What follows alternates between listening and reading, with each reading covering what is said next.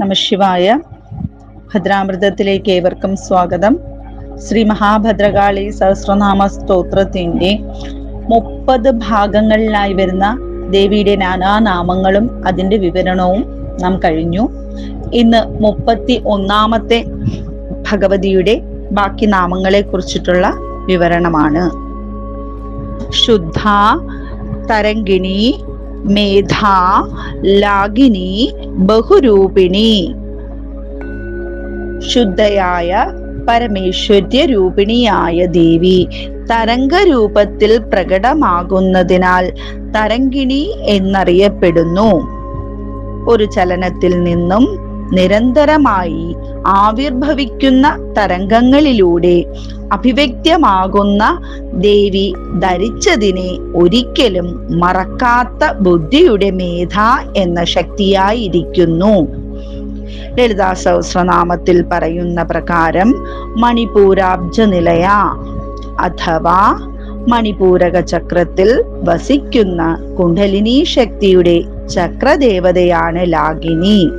ലക്ഷ്മിയായും സരസ്വതിയായും ബഹുരൂപഭാവങ്ങളിൽ മണിപൂരക ചക്ര സ്ഥാനവുമായി ബന്ധപ്പെട്ട് ദേവി പ്രസാദിക്കുന്നു.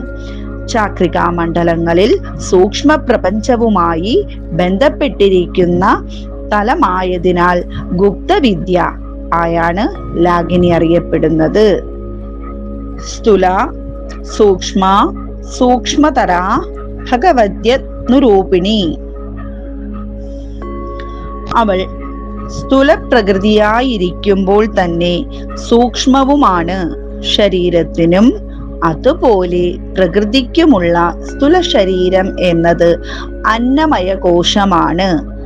ഞാൻ കഴിക്കുന്ന ആഹാരത്തിലൂടെ രൂപപ്പെടുന്ന നമ്മുടെ ത്വക്ക്, അസ്ഥി മുതലായ പ്രാപഞ്ചിക കാര്യങ്ങൾ ഇടപെടുന്നതായ ശരീരത്തെ സ്ഥൂലമെന്നും ദഹനം, ശ്വസനം, രക്തചക്രമണം എന്നിവയുമായി ബന്ധപ്പെട്ട് പ്രാണമയ കോശവും യുക്തി വിവേചനം ബുദ്ധിയുമായി ബന്ധപ്പെട്ട് വിജ്ഞാനമയ കോശവും ചേർന്നതാണ് സൂക്ഷ്മ ശരീരം എന്നത്.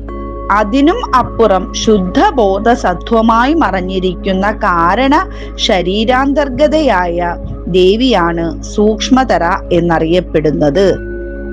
ജന്മാന്തരങ്ങൾക്ക് കാരണമായ വാസനകൾ മുൻ ജന്മത്തിലെയും ഈ ജന്മത്തിലെയും ഇനി വരാനിരിക്കുന്ന ജന്മത്തിലെയും വാസനകൾ ബീജരൂപത്തിൽ സ്ഥിതി ചെയ്യുന്നത് കാരണ ശരീരത്തിലാണ്.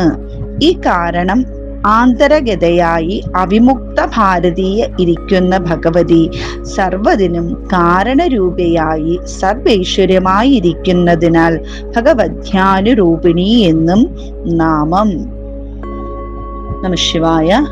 നന്ദികേശ്വര പ്രണാമം. ഭഗവാൻ ശൂലപാണി.